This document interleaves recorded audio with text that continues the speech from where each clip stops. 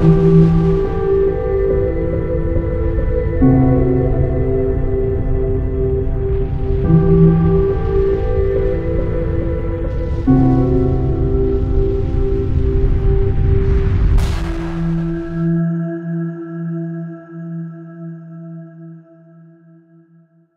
bien, bonjour les amis, nous voici nouveau réunis pour une nouvelle émission de Face à Face où aujourd'hui on va aborder un thème assez rigolo. C'est la seule mission, une des rares missions qui n'a pas été sur la Lune, hein, parce qu'on avait vu les missions Apollo 11, tout ça jusqu'à 17. Et là, on va voir la mission Apollo 13, très connue, parce que, évidemment, ayant fait l'objet par Hollywood d'un film fantastique avec Tom Hanks. Et on va voir cette mission Apollo. Mais avant de parler de la NASA, j'avais envie de faire un petit coucou à notre ami Antoine. Salut Antoine. Salut Sylvano, bonjour à tous. Comment vas-tu mon Antoine? Comment s'est passé le lancement du numéro 1? Alors je suis parti en vacances sans parce qu'il est arrivé après. Génération Cité d'Or, magnifique, relié. Alors évidemment, toi tu le vends en format e-book, tu le vends en format simple. Et là, moi j'ai choisi ce type, ce format livre. Il est franchement magnifique, hein. C'est 100 pages, c'est un vrai petit livre, c'est un petit bijou. Raconte-nous un petit peu comment ça s'est passé alors. Alors la première version de Génération Cité d'Or, donc le numéro 1 qui est sorti avec le jour de l'été, le 21 juin, ça a bien commencé pour un premier numéro.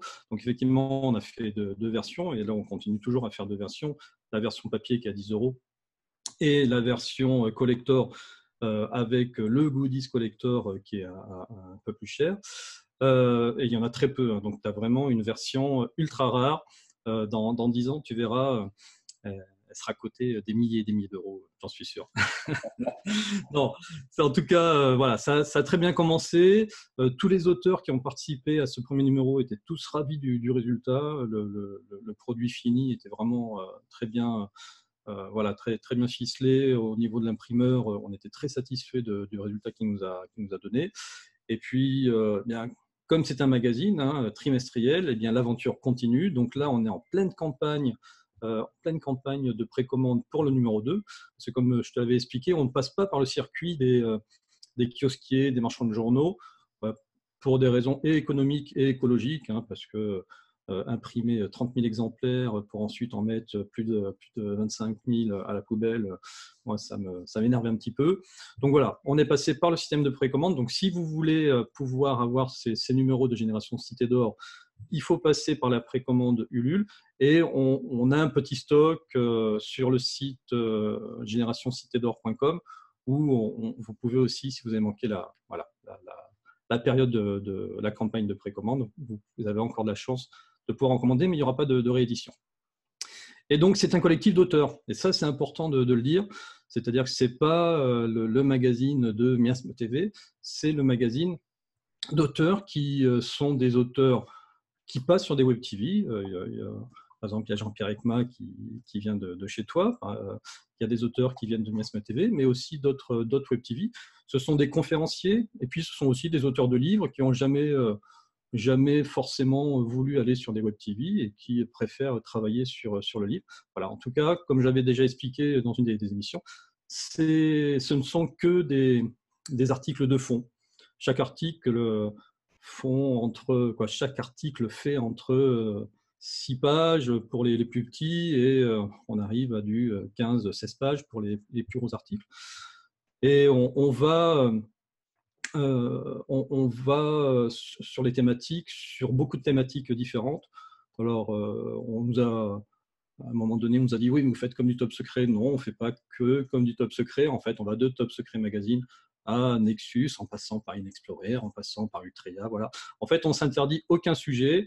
Et donc, vous allez avoir effectivement de l'ufologie, de l'inexpliqué, mais aussi des thèmes de société, aussi... là, on a un thème qu'on ne voit pas abordé ailleurs dans ce numéro 2, qui est le survivalisme. Voilà, c'était un thème qui était intéressant à aborder. Voilà, on va sur tous les sujets. Oh oui, mais ça, je confirme, hein. Même dans le numéro un, il y a plein de thèmes qu'on n'a pas vus ailleurs. Et puis même, qu'est-ce que ça peut faire, quoi. Je veux dire, plus, tu ne tires pas à 100 000 exemplaires, quoi, hein. Je pense que tu as tiré à Non. 750 000 exemplaires le premier. Il y a 100 pages qui sont très denses. Pour le prix, c'est extraordinairement pas cher. Et en plus, toi, tu rétribues tes auteurs. Alors, je rétribue effectivement une partie des auteurs. Bon, on ne va pas forcément rentrer dans le détail, mais soit il y a des auteurs, c'est leur métier d'écrire et d'être écrivain, donc forcément, il y a une participation pour ces auteurs-là. D'ailleurs, la participation est variable, hein, elle varie en fonction du nombre de précommandes qu'on va avoir. Donc, plus il y aura de précommandes, plus l'enveloppe que je pourrai redistribuer aux auteurs sera importante. Donc, ça, c'est important de le lire. Ensuite, il y a des auteurs aussi on leur donne une contrepartie par rapport à la publicité, soit par rapport à leur activité ou à leur livre. Puis après, il y a des auteurs qui font ça parce qu'ils sont contents d'écrire un article dans le magazine. Mais voilà, à terme, on essaiera de rémunérer vraiment tout le monde. Et on est une petite entreprise, donc on y va, piano, mollo, on y va. En tout cas, je te félicite pour le numéro un. J'ai pas eu le temps de tout lire, parce que je m'attendais quand même pas à avoir 100 pages à lire, hein, écrit petit en plus. Mais j'ai lu quelques articles. J'ai adoré la terrifiante énigme des combustions humaines par Pascal Creuzot. J'adore. Et puis j'adore aussi une phrase de Charles Fort, l'énorme Charles Fort, et qui dit, il a écrit un livre, vous savez, qui a été son livre le plus connu, était le livre des damnés, hein. Ensuite, il a écrit d'autres ouvrages. Il dit une procession de damnés. Par les damnés, j'entends bien les exclus. Nous tiendrons une procession de toutes les données que la science a jugé bon d'exclure. L'encyclopédie fait l'inventaire non exhaustif des sujets abordés par Charles Fort, la téléportation, les phénomènes fantomatiques, la foudre en boule, les phénomènes de combustion humaine spontanée, les Houparts. Alors les Houparts, c'est un terme anglais, hein, qui veut dire out of place artifact, c'est-à-dire que les artefacts qu'on trouve à des endroits archéologiques où ils ne devraient pas être, et donc on cache ça, on remet la poussière pour pas en parler, et il y en a beaucoup. Les disparitions inexpliquées, la théorie des anciens astronautes, les pluies de sang, les pluies d'animaux. Franchement, je me suis régalé. J'ai aussi lu l'article de l'excellente Elisabeth de Caligny sur l'étrange forêt de Cannock Chase. Elle arrive toujours à me stupéfier, à m'apprendre des choses. C'est une dame remarquable que je tiens à faire un petit coucou ici. Et donc, je lirai avec grand plaisir tous les autres articles. Bravo Antoine. Je pense que la qualité de ce premier numéro laisse présager les autres numéros qui seront encore mieux faits. Si c'est possible de mieux faire que ce numéro 1, je tenais à te féliciter. Donc, achetez-le. Bien. En version e-book, c'est 5 euros, 5 euros 100 pages. Franchement, c'est rien, quoi. En tout cas, merci. C'est vrai que ça me fait plaisir. Et puis, il y a un vrai travail de fond derrière. Et puis, c'est important, même si les gens ont de plus en plus délaissé la lecture, hein, pour aller plus sur les vidéos, au moins, ce qui est sur le papier, c'est écrit dans le marbre. Donc, les sujets ont vraiment été réfléchis. Puis, tu sais, on est dans une période de fake news. Donc, voilà, on essaye vraiment au maximum de sourcer tout ce qui est possible, d'éviter les fakes. Peut-être qu'on tombera dans des pièges, un de ces quatre, mais en tout cas, le travail, il est fait de façon à ce que le lecteur puisse se poser, lire, réfléchir, prendre le temps, tu vois, reposer le livre, digérer ce qu'il a lu et puis continuer à faire sa propre expérience. Et puis, il y a tous ces petits, aussi ces petits QR codes, hein, sur lesquels je renvoie les lecteurs sur des sites, des vidéos, d'autres PDF, livres de droit, etc., qui permet de prolonger la lecture. Et ça aussi, c'est important. Et donc, ça donne des heures et des heures de lecture. Ah oui, c'est génial ça. Dans le site d'Elisabeth, là, tu montres des photos justement d'un ovni sur la forêt de Cannock-Chase. Et puis, donc, j'étais en train de regarder les photos. Je me disais, ah purée, j'aimerais bien voir ça en vidéo, sans voir que juste en dessous, tu avais mis le QR code qui va sur une chaîne. Qu'en plus je ne connaissais pas, donc ça fait connaître d'autres chaînes et on a pu le voir en live. C'est vraiment génial, c'est une idée extraordinaire. Hein, moi, c'est la première fois que je vois ça, donc bravo Antoine. Euh, bon, moi, de toute façon, ma passion pour les livres n'est plus à démontrer. Moi, ce que je lis dans de vieux livres, je l'ai jamais vu. Je l'ai jamais vu sur YouTube ou sur des vidéos. Hein, ça, je peux te le dire. Surtout les vieux livres. Et des fois, quand je parle avec Maria de la librairie Odyssée, des tonnes et des tonnes de livres anciens qu'on a à lire. Et c'est pas pour rien que la bibliothèque secrète où personne ne peut rentrer, même les chercheurs du Vatican, est jalousement gardée. C'est dans l'écriture et dans les vieux livres qu'on s'instruit le plus. Enfin, ça, c'est mon opinion à moi. Et là, ce que tu as fait, tu l'as bien fait. Donc, on va te soutenir pour que le numéro 2 passe, parce qu'évidemment, il faut toujours, tu mets un minimum hein, pour aller à l'imprimeur. C'est ça. Donc là, le numéro 2, eh bien, c'est très rapide. Hein. La date de limite, c'est le dimanche 18 août à minuit. Donc on est à peu près à 50%. Sur 400, j'ai baissé un petit peu le seuil pour être sûr que tout le monde puisse s'inscrire et puis que la version papier sorte. Dans tous les cas, la version PDF sortira, mais c'est quand même différent. La version papier, ça reste quand même vraiment agréable. Donc voilà, on compte sur vous. Et puis, j'en profite quand même d'être sur ta chaîne pour passer un petit message, parce que je sais que tu es vraiment énormément regardé, énormément soutenu, et je sais aussi que tu as beaucoup de personnes qui te suivent, qui aimeraient voir un article de Silvano Trotta, un de ces quatre, dans Génération Cité d'Or. Donc, voilà, sachez que je le tanne pour que ça puisse arriver, surtout par exemple sur un sujet comme il va aborder là dans quelques minutes sur la conquête spatiale. Voilà, il a fait tellement d'émissions, tellement bien, qu'à un moment donné, il faudrait synthétiser tout ça dans un très bel article. Voilà. Donc si vous avez envie de voir Silvano Trotta dans Génération Cité d'Or, n'hésitez pas à mettre vos commentaires dans la vidéo YouTube, comme ça va le motiver, et puis peut-être qu'on le verra dans le numéro 3 ou le numéro 4. Voilà, motivez-moi, j'en ai besoin. Motivation. Hein. Eh ben, merci Antoine, on va tout faire et je te souhaite bon vent pour ce deuxième numéro, je ne me fais pas trop de soucis et encore bravo. Eh bien, merci à tout le monde et à très bientôt. Ciao, ciao. Petit saut dans le temps, petit changement de décor, dimanche matin au café pour reparler de ces fameuses missions Apollo, pour venir à bout de cet énorme mensonge de l'histoire qui a de multiples implications. La première est d'éveiller les gens à se dire s'ils ont été capables de nous mentir tout ce temps sur ça, sur quels autres sujets nous ont-ils menti, nous mentent-ils encore en ce moment. La deuxième est bien plus importante encore, dévoiler au monde pourquoi nous ne sommes toujours pas allés sur la Lune depuis. La troisième est de faire taire les débunkers qui n'auront plus aucune crédibilité en rien.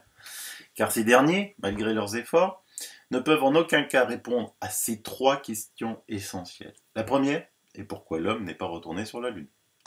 Quand je vois qu'un simple lancement de sonde chinoise fait la une de tous les médias du monde entier, au fait, vous avez des nouvelles, vous, de la sonde chinoise qui a atterri sur la face cachée de la Lune? Imaginez la fierté du Parti communiste chinois à la face du monde d'envoyer des astronautes de son pays sur la Lune. C'est valable aussi pour d'autres pays. Alors au début, on répondait que la Lune était un astre mort, totalement inintéressant. Circuler, il n'y a rien à voir. On peut déjà noter d'énormes mensonges. Car par la suite, on a vu que c'était faux. Et que dire d'aujourd'hui, où les projets sont énormes, venant de toutes parts, de multinationales comme de pays. Quand on écoute Jean-Yves Le Gall, le président du CNES, dire qu'aller sur la Lune serait aussi simple que pour moi d'aller acheter des petits pains au coin de la rue, je vous mets 5 minutes d'interview passée sur BFM Business. C'est assez hallucinant à écouter. Mais cette fois-ci, on prend des notes, on ne va pas s'endormir. Il y a de multiples projets annoncés, sans cesse reportés ou annulés.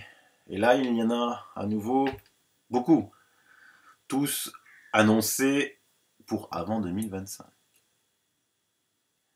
D'ailleurs, c'est pas en 2019 qu'Elon Musk voulait faire envoyer des milliardaires faire du tourisme spatial autour de la Lune. Je crois que c'était 2019. Bien, je le revérifierai. Mais regardez Jeff Bezos, qui pose ici en photo devant son atterrisseur lunaire Blue Moon. Et lui s'est fixé d'y aller avant 2024. Bientôt donc. La deuxième question à laquelle les débunkers sont bien incapables de répondre, vu qu'ils me certifient que les lanceurs Saturn V étaient exceptionnels, c'est pourquoi ils ont été abandonnés au profit de lanceurs russes payés à prix d'or juste à la fin des missions Apollo. Quelque chose qui cloche. On vante les mérites des Saturn V, ils abandonnent les Saturn V et achètent à millions de dollars des lanceurs russes. Un mystère incroyable. La troisième question concerne le revirement avec les soviétiques. Alors que nous sommes en pleine guerre froide, il faut vraiment se souvenir de ce que représentait cette guerre froide au début des missions Apollo. Le communiste soviétique était l'ennemi suprême des Américains, tout comme l'impérialiste américain l'était pour les Russes. Mais subitement, les deux se sont fait des bisous. Le programme Apollo n'y serait-il pas pour quelque chose? Allons un peu étudier cela de près. Et là, on va devoir répondre à une objection qui me revient souvent. Mais si les Américains n'avaient pas été sur la Lune, les Russes l'auraient dit. Ah oui, vous pensez que c'est aussi simple que ça. Personnellement, je suis convaincu que Gagarine n'a jamais mis les pieds dans l'espace. N'a jamais été dans l'espace. Les Américains le savaient. Il suffit de lire la presse américaine de l'époque pour la voir se déchaîner contre cet épisode frauduleux. C'est du reste plus facile à démontrer que pour les missions Apollo, pour ceux qui veulent bien s'y pencher. Mais cela a déjà été fait par bien meilleurs que moi. Vous pouvez trouver tout ça sur le net. Je ne vais pas faire de nouveau une émission sur la vérité cachée de Yuri Gagarin. Mais subitement, Kennedy décide d'entériner la chose et de féliciter les soviétiques. Et tout le monde se tait. Néanmoins, on reste dans la guerre froide.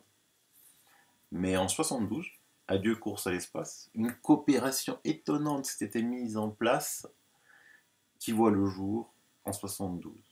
Les grands ennemis d'hier coopèrent. Une petite vidéo pour vous rafraîchir la mémoire, issue toujours de l'excellent documentaire American Moon de notre ami Massimo Mazzucco, qui a passé un mois de juillet hallucinant, vu que son documentaire American Moon fait beaucoup de bruit en Italie, et il est même passé, il a eu une interview dans un magazine à grande diffusion, Vanity Fair. Bravo Massimo. Il existe une deuxième raison, encore plus importante que la première, pour laquelle les soviétiques n'avaient pas forcément envie de dénoncer le canular américain. Alors que les missions Apollo étaient toujours en cours, des négociations avaient commencé entre soviétiques et américains pour un programme spatial commun. L'époque de Kennedy et de Khrouchtchev était révolue, et la présidence Nixon avait fait des pas importants vers un dégel des relations avec l'Union soviétique. We have opened a new relation with the Soviet Union. We must continue to develop and expand that new relationship so that the two strongest nations of the world will live together in cooperation rather than confrontation. Le 24 mai 1972, avec les missions Apollo toujours en cours, Nixon signait à Moscou le fameux accord de coopération spatiale avec les soviétiques. Et moins d'un an après la dernière mission Apollo, les astronautes américains se rendaient en Russie pour rencontrer leurs homologues soviétiques. Ils participent à des conférences de presse conjointes, visitent leur centre spatial, se familiarisent avec la capsule Soyouz et rendent hommage devant la tombe des grandes figures de la conquête spatiale soviétique, Sergueï Korolev et Yuri Gagarin. Quelques mois plus tard, c'était au tour des soviétiques de visiter les États-Unis d'Amérique et de connaître de près leurs traditions. Ils visitèrent le centre spatial de Houston, se familiarisant avec la capsule américaine Apollo et travaillant ensemble pour mettre au point le système d'arrimage de leur vaisseau. Tout cela devait culminer, 3 ans seulement après la dernière mission Apollo, par la rencontre historique dans l'espace entre une capsule américaine Apollo et le Soyouz soviétique. Voici les paroles du cosmonaute russe Leonov au moment de partir pour aller s'arrimer à la capsule américaine.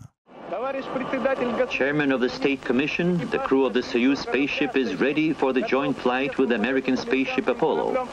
We have the great honor of participating in the first international flight of manned spaceships. The fulfillment of this experiment will yield still broader possibilities in our space research. Du Du côté américain, le ton des commentaires est très comparable. The mission climaxed more than 3 years of planning and preparation. A time during which differences in language, in technology, in political creed were set aside in favor of the common goal. Et effectivement, la mission conjointe entre Russes et Américains allait ouvrir la voie à ce qui allait devenir la Station spatiale internationale, où encore aujourd'hui des astronautes américains, russes, italiens, japonais ou d'autres nations collaborent à un programme spatial commun. Par conséquent, si les soviétiques avaient dénoncé le mensonge lunaire, non seulement personne ne les aurait pris au sérieux, mais en plus, rien de tout ce qui s'est produit par la suite en termes de collaboration avec les Américains n'aurait pu avoir lieu. Face à un éventuel bluff des Américains, il ne restait donc aux Russes que la solution de se taire, de faire semblant de rien et de regarder le futur avec sourire. Old philosopher says, the best part of a good dinner is not what you eat, but with whom you eat. Alors que s'est-il passé pour en arriver là? Sachez que bientôt, en 2021, un document secret va être déclassifié concernant une mystérieuse affaire liée à la mission Apollo 13. De quoi s'agit-il? Je rappelle qu'hélas, cette saga des missions Apollo a commencé le 27 janvier 1967 par la mort de 3 astronautes qui meurent asphyxiés et brûlés dans l'incendie de leur capsule lors d'un simple exercice de simulation de compte à rebours. On ne va pas refaire mon émission La vérité cachée des missions Apollo, mais comme il était précisé dans le rapport de Thomas Barron, l'ensemble du programme aurait dû être vu de A à Z. Mais moins de 30 mois plus tard, après la sortie de ce rapport, et la mort mystérieuse de son auteur, les Américains ont réussi le fantastique exploit de poser et de faire revenir des hommes sur la Lune. C'était Apollo 11. Apollo 12 se déroula quelques mois à peine après, du 14 novembre 69 au 24, et Apollo 13 débuta le 11 avril 1970. Et on va s'y intéresser, car elle est aussi célèbre qu'Apollo 11. Elle a même eu droit à un film à gros budget avec Tom Hanks. L'équipage original est lui composé des astronautes Jim Lovell, Jack Swigert et Fred Haise. Pour bien comprendre, on va expliquer précisément de quoi est composé, une fois que le lanceur Saturne V l'a mis en orbite, le vaisseau Apollo. Il est composé, comme vous le voyez sur la photo, d'un étage de descente et de remontée qui compose le LEM, le véhicule lunaire, que l'on a vu dans les émissions précédentes être posé sur la Lune. Au centre, un module de commande, et à droite, le module de service. Ce dernier, le plus imposant, contient les réservoirs d'hélium, les réservoirs de carburant, le moteur principal, les piles à combustible servant à fournir l'énergie, les réservoirs d'eau, 2 réservoirs d'hydrogène et 2 d'oxygène. Le module de commande est la partie dans laquelle les 3 astronautes séjournent durant la mission. C'est le seul des 4 modules qui revient sur la Terre. Mais comme vous le savez, Apollo 13 n'atteindra jamais la Lune. L'explosion d'un réservoir d'oxygène mettant out le module de service. Pour survivre, l'équipage se réfugie dans le LEM, ou module lunaire.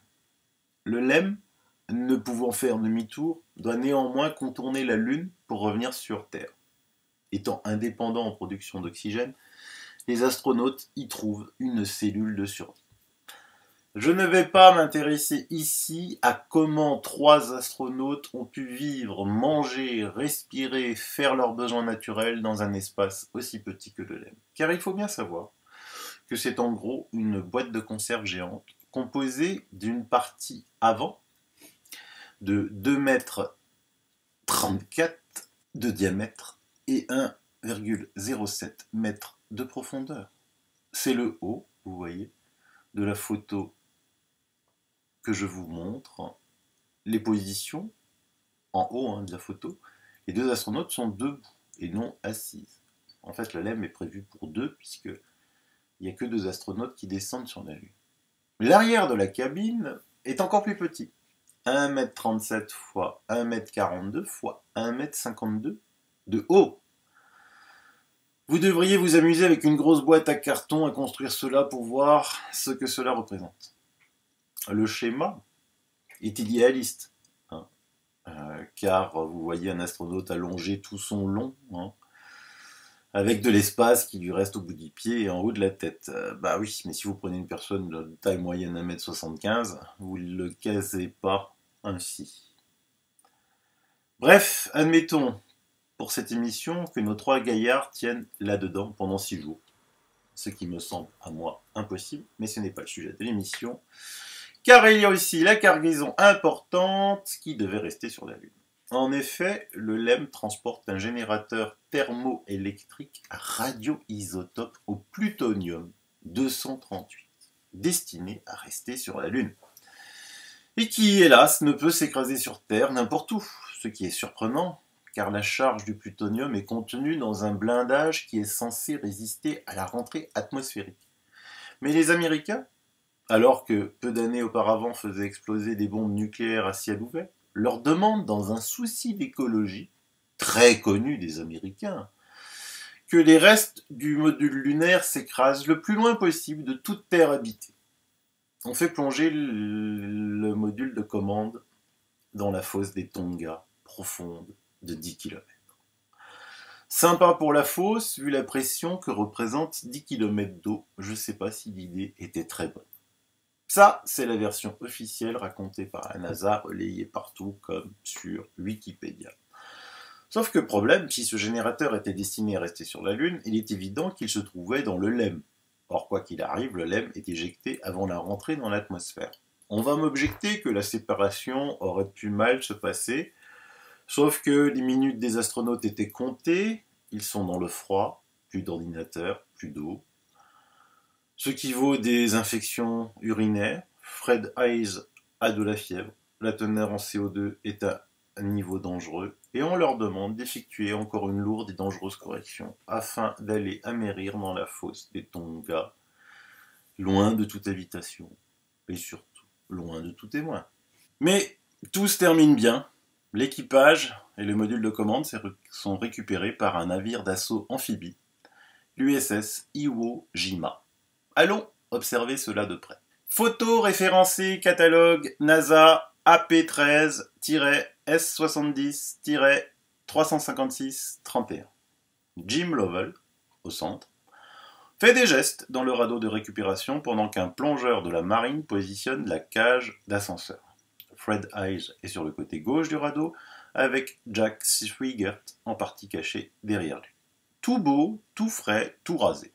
Photo datée du 17 avril, soit 6 jours après avoir été entassés comme des sardines, la peur au ventre, avec pas de toilette, peu d'eau, peu d'air.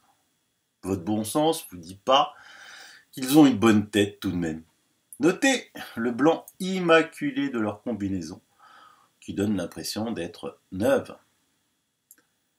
Une autre photo référencée catalogue NASA AP13 KSC-70PC-256.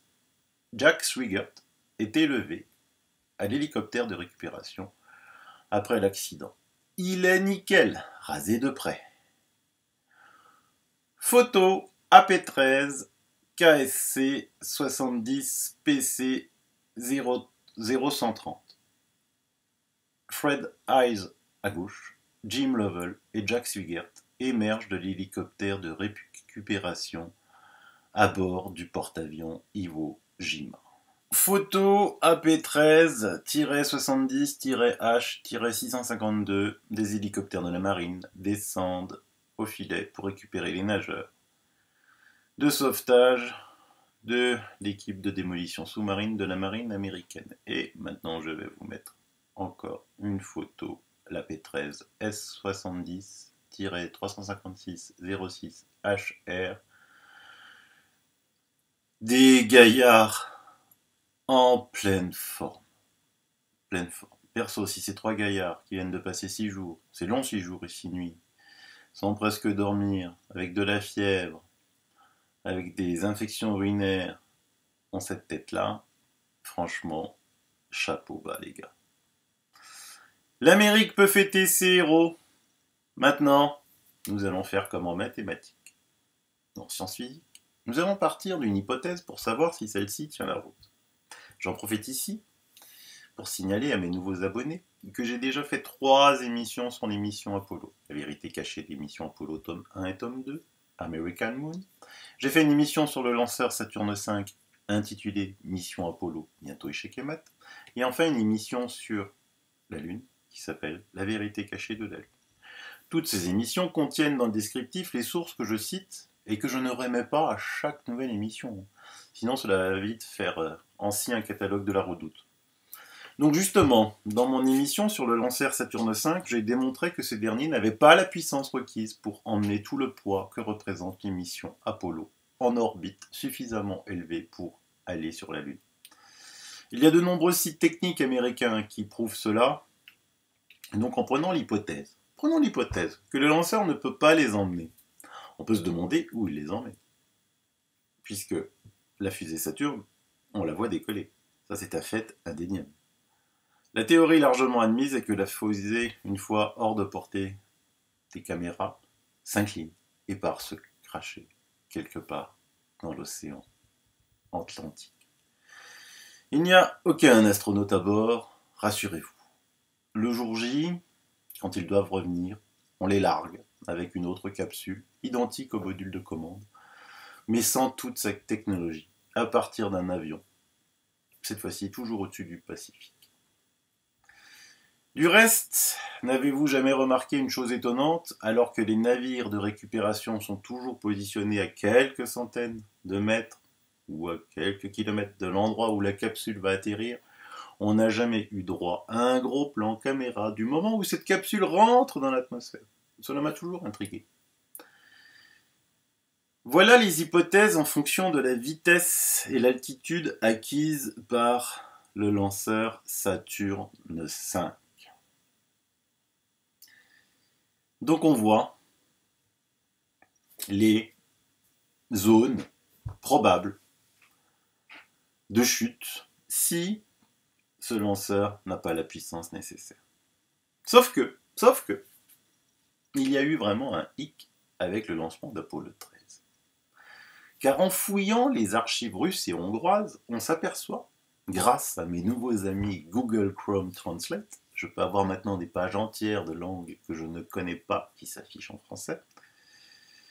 Donc on lit dans ces archives russes et hongroises qu'ils ont repêché en 1970 un module de commande. Sauf qu'il n'y a eu en 1970 qu'un vol des missions Apollo. C'était justement Apollo 13. Analysons cela de près.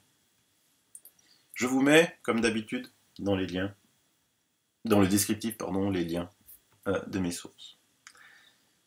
En septembre 70, un brise-glace de la marine de guerre américaine, appelé Southwind, entra dans le port de Mourmansk. C'est tout au nord de l'Union soviétique.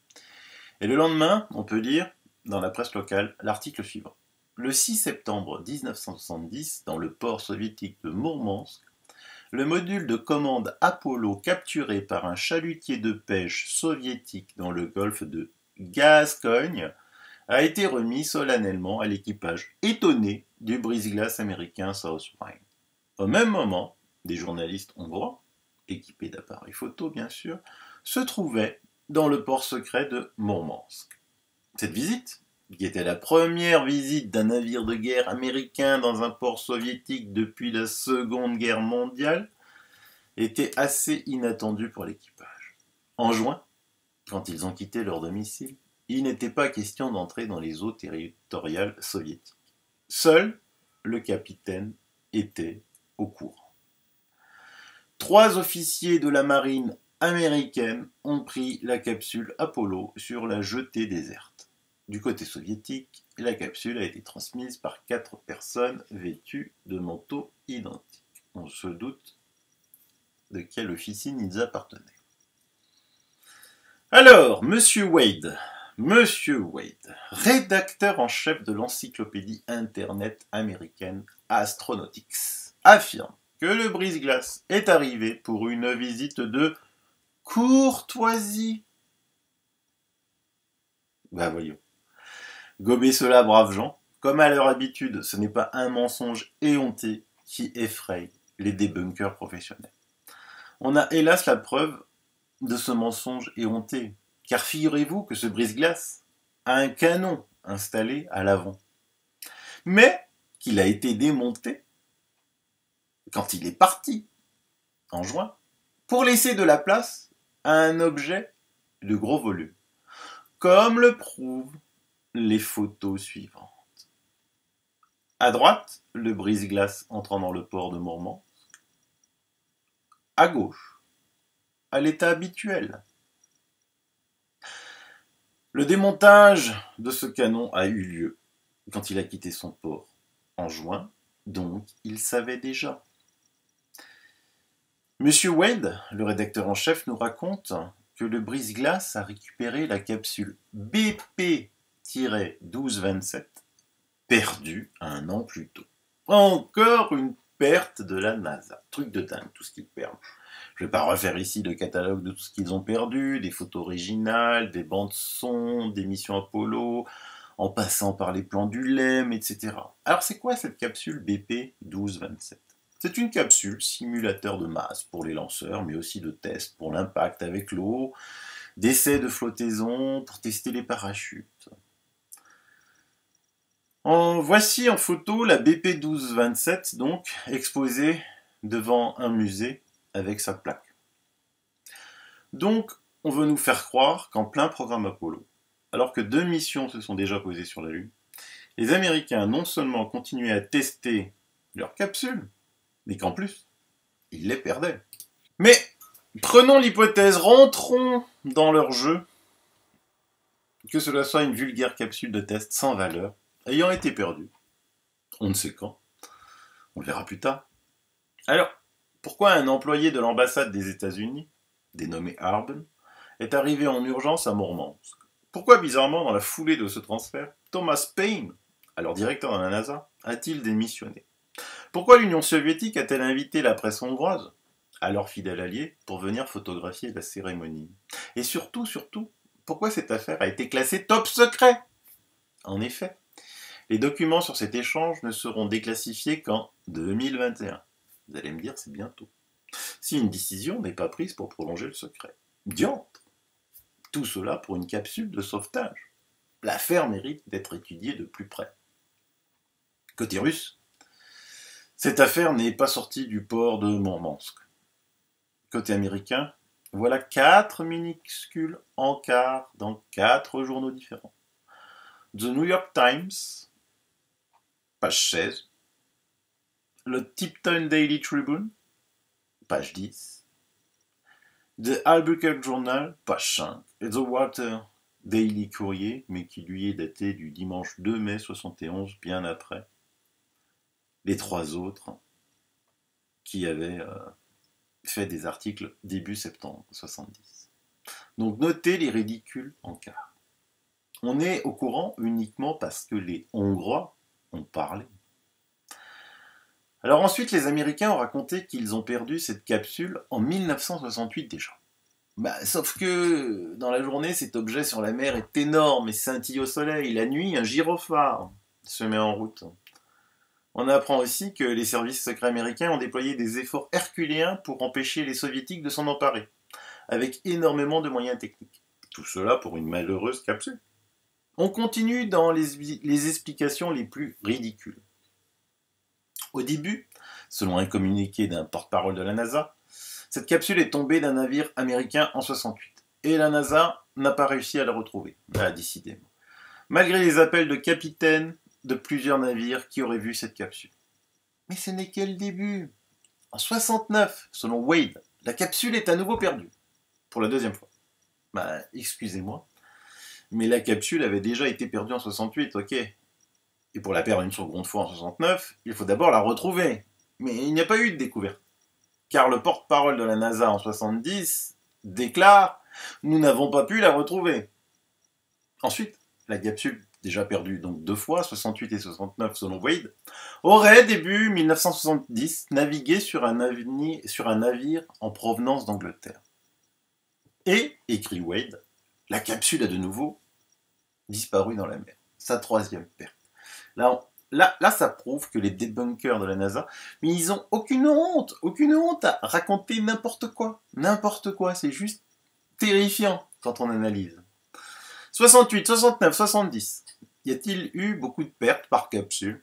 3 fois perdues, mais trouvées qu'une seule fois par des soviétiques, après tout. On ne parle que de la capsule qui se trouvait sur le quai de Mourmansk. Et un seul cas de ce type est connu. Mais que se cache derrière ces mensonges en rafale? Vous avez remarqué à quel point les Américains parlent vaguement du temps où ils ont perdu les capsules. L'année 68, l'année 69. Pas un mois, pas même une journée, une heure, une date. Seul Wade, parlant de la 3e perte, est venu indiquer une partie de l'année au début 70.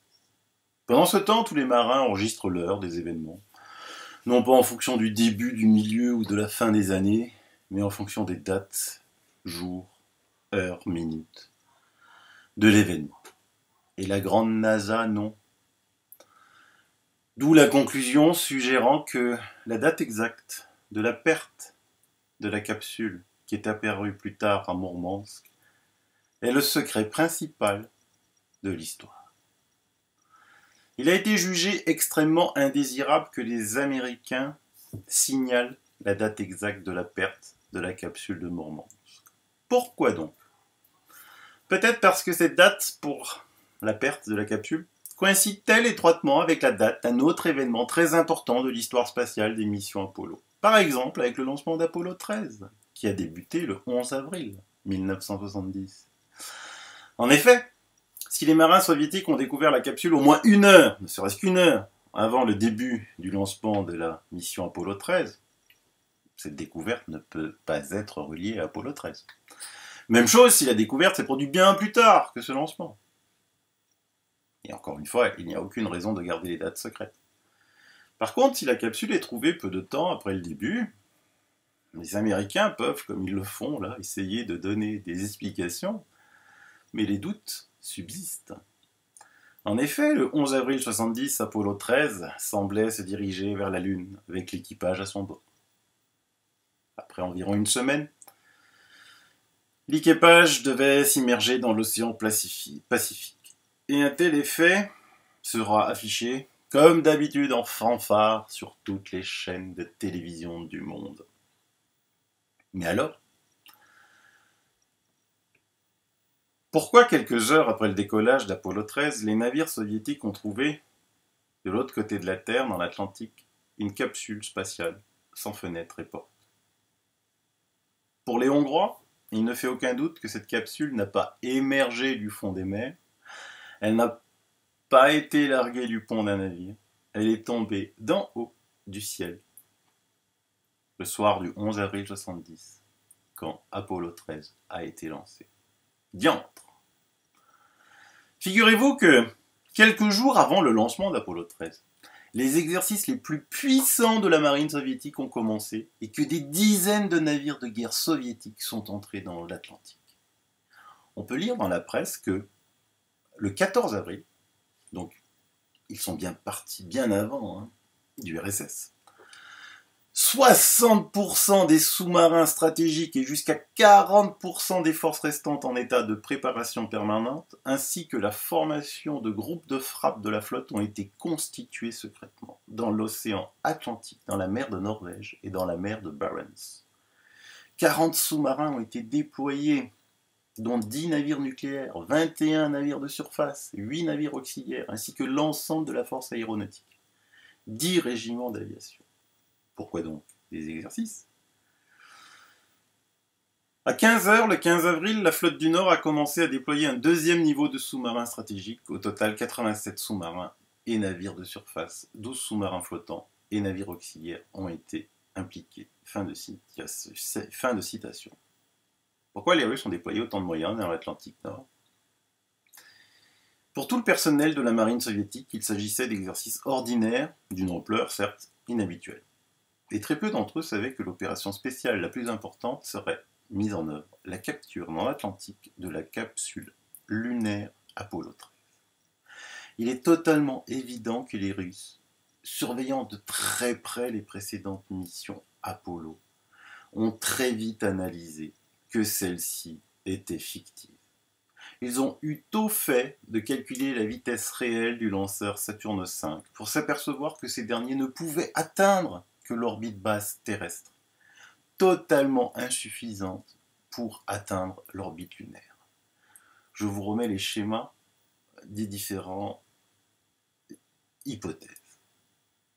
Ils savaient, les Russes, que depuis la Floride, les engins spatiaux lancés vers l'est au-dessus de l'Atlantique, et que cet océan était réservé aux engins spatiaux revenant de vols paraboliques ou orbitaux, comme prévu par les programmes Mercury et Gemini. En ce qui concerne Apollo, les retours lunaires étaient toujours programmés dans l'océan Pacifique.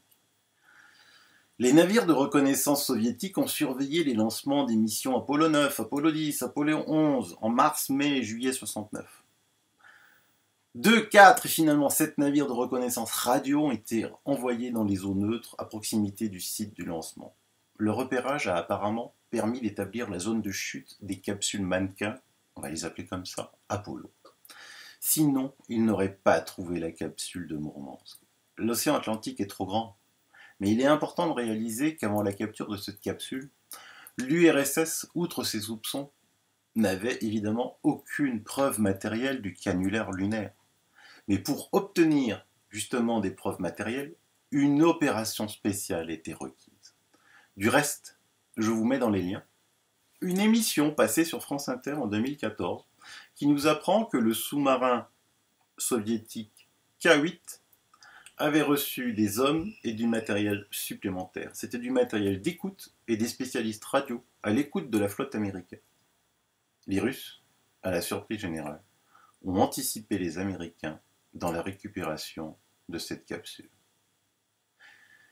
Ils savaient, mais n'avaient aucune preuve, comme les Américains savaient pour Gagarine.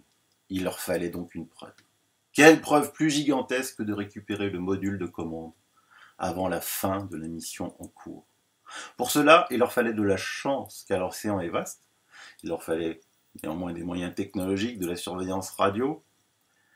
Et évidemment, les Américains veillaient, bien sûr, en ayant de plus l'avantage, eux, d'avoir des données. Sans doute les Russes ont essayé sans succès avec les missions précédentes. Mais pour celle-ci, ils y ont mis les moyens. Et c'est un secret énorme qui va tomber. Alors évidemment, ils ont continué à déployer des forces, car c'est une chose de récupérer une capsule de commande qui appartient aux États-Unis, c'est une autre de la charger et de la convoyer jusqu'à Mourmansk. Admettons qu'un navire de pêche ou un bateau militaire la récupère, encerclé par 3 navires américains, et c'en est fini. C'est à nous, il faut nous le redonner, et plus de preuves. C'est selon tous ceux qui ont étudié le sujet, le sous-marin soviétique K8 qui a trouvé et remorqué cette capsule. Hélas, quelque chose s'est mal passé, et le sous-marin a coulé, au large de la Bretagne, mais dans le plus grand secret aussi. Et ce n'est que récemment que l'on sait cela. Ce sous-marin a coulé le 12 avril. Sachez néanmoins, pour ceux qui habitent dans la région, qu'un sous-marin à propulsion nucléaire comportant 2 réacteurs et 4 torpilles nucléaires gît à 4500 mètres de profondeur, à 1450 km de Brest. Bien, revenons à nos capsules. Je vous montre une capsule d'entraînement habituelle. Cela ressemble à cela. Cette capsule ne soulève aucune question. Il y a une porte d'écoutille, ce qui signifie que les personnes peuvent librement et rapidement entrer et sortir de la capsule. 2 fenêtres sont visibles. Le fait qu'elle ne soit pas équipée d'un système de descente en parachute, parce qu'on voit qu'il n'y a pas de bus pour le largage des parachutes, ne dérange pas. C'est juste que cette capsule servait aux entraînements d'évacuation, par exemple. Nous pouvons maintenant examiner avec attention la capsule de Mourmansk. Il existe une photographie plus appropriée à cet effet. Cette capsule n'a pas de fenêtre, n'a pas de hublot, n'a pas de porte, n'a pas de sas, c'est verrouillé.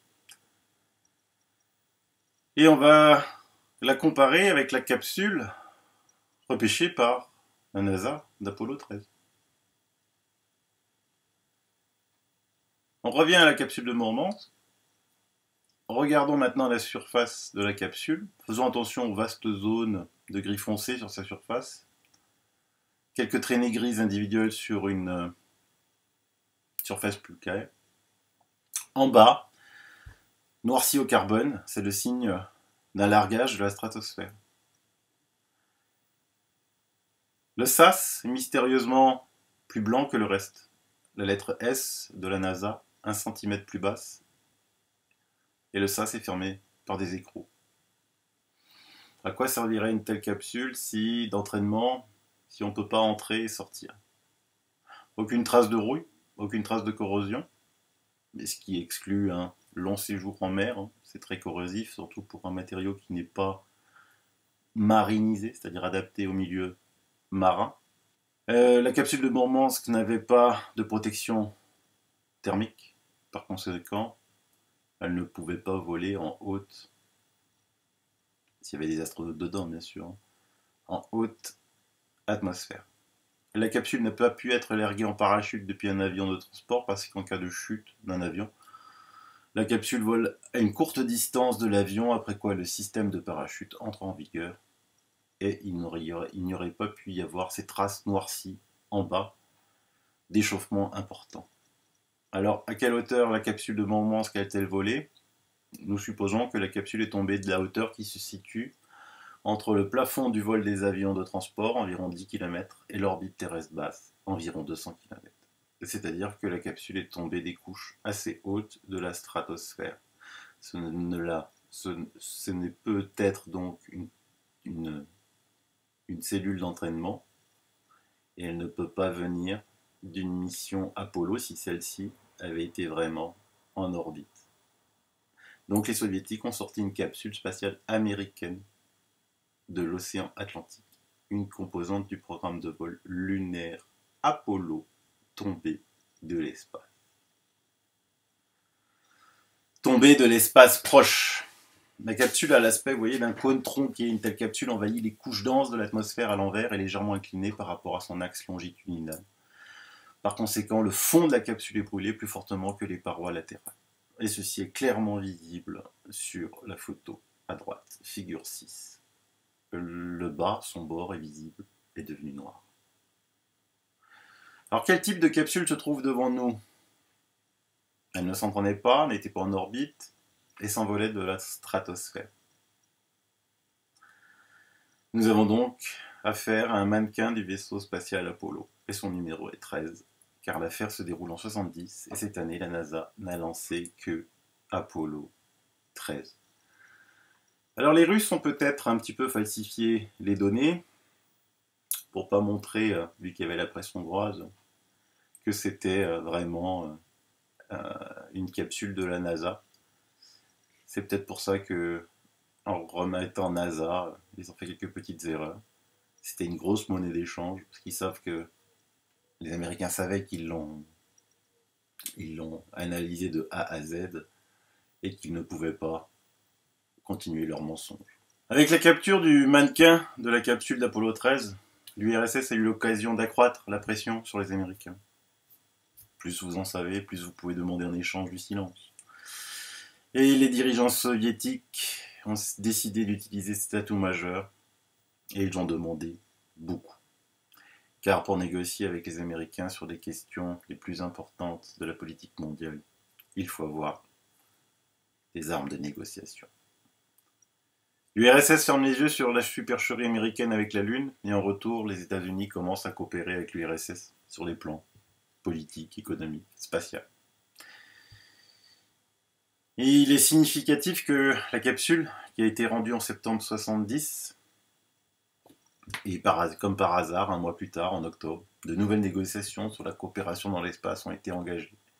Et depuis 1971, les accords américano-soviétiques de ce type auxquels on n'avait même pas pensé auparavant allaient de pair.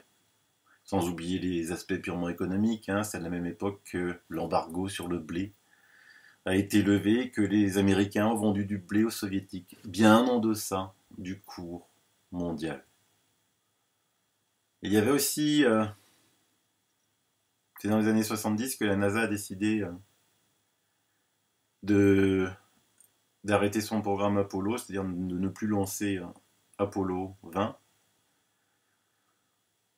A été annulé aussi Apollo 18 et 19 sans aucune motivation logique, mis à part le budget, mais tout avait déjà été fabriqué, quoi. Donc en fait il n'y avait que le lancement qui était économique, puisque les lanceurs Saturne V ont été aussi arrêtés et on s'est mis à acheter des lanceurs russes. Il y avait aussi autre chose encore. Le 24 septembre 70, un autre événement important s'est produit. Les soviétiques ont débarqué leur sonde Luna 16 sur la Lune, et le 17 novembre 70, leur véritable petit laboratoire Arrow, Lunokhod 1, ensuite il y aura Lunokhod 2, qui pouvait faire du long chemin sur la Lune, car recharger avec, je vous l'avais expliqué dans une autre émission, des piles radioactives et aussi des panneaux solaires. Ils auraient pu aller inspecter les sites d'atterrissage d'Apollo. Les Américains ont alors compris, ils ont été intelligents, qu'il était temps de fermer la séance et de couper les projecteurs. C'est le cas de le dire. Du reste, souvent, quand il y a de la tension aujourd'hui entre la Russie et les Américains, Poutine fait une petite menace. On va aller vérifier si les Américains ont bien été sur la Lune. Du style, hey, coucou les gars, je vous rappelle qu'on a un accord, soit vous respectez ces accords, soit je dévoile tout. De toute façon, il n'y a plus très longtemps à attendre, vu que cette affaire, je vous le rappelle, classée secret défense, et que donc il n'y a plus que 2 ans à attendre, même pas 1 an et demi, ou 2 ans, on va dire 2 ans, allez, 2 ans, 2021, pour que les documents soient déclassifiés. Alors, 2 choses l'une, soit le top secret est prolongé. Alors là, ça veut vraiment dire qu'il y a un énorme loup dans la bergerie. Soit les documents secrets sont déclassifiés, évidemment, ça sera noirci. Mais là, on s'aperçoit bien, quand c'est noirci, que le loup est encore plus important, quoi, dans la bergerie, il est encore plus gros. Et de temps en temps, il y a des petites bricoles qui passent. Donc on verra, de toute façon, je vous tiens au courant. Donc voilà, c'était une partie de l'émission d'Apollo 13. C'était très compliqué de faire cette émission parce que c'est pas simple quand même de traduire. Autant le russe ça va, mais le hongrois, les traducteurs de Google sont pas phénoménaux, faut bien le dire. Donc s'il y a un hongrois parmi vous, parmi mes abonnés, un hongrois, ou quelqu'un qui connaît un hongrois qui est sympa, ça serait bien, faites-moi un coucou, j'aimerais bien discuter avec lui parce qu'il y a une multitude de documents en langue hongroise. C'est une langue très peu parlée, il y a même un livre qui a été écrit, qui hélas n'a pas été traduit, un petit livre, et donc si quelqu'un veut bien me faire un coucou, s'il parle hongrois, s'il connaît, il a une connaissance à me présenter qui parle hongrois, ça serait super. Voilà, cette émission est terminée, et je vous dis à bientôt pour une autre émission. N'oubliez pas de m'envoyer des petits films, 1 minute, 2 minutes, 3 minutes, même plus si c'est intéressant, des témoignages, d'un témoignage d'OVNI que vous avez vu, d'une rencontre inexpliquée que vous avez faite, mais par vidéo. J'ai vraiment envie de faire cette émission avec une trentaine, quarantaine, cinquantaine de témoignages, ça dépend de la longueur de chacun. On va pas faire une émission de 5 heures non plus, ça serait vraiment sympa. Allez, pensez à moi. Je vous fais des bisous, à bientôt.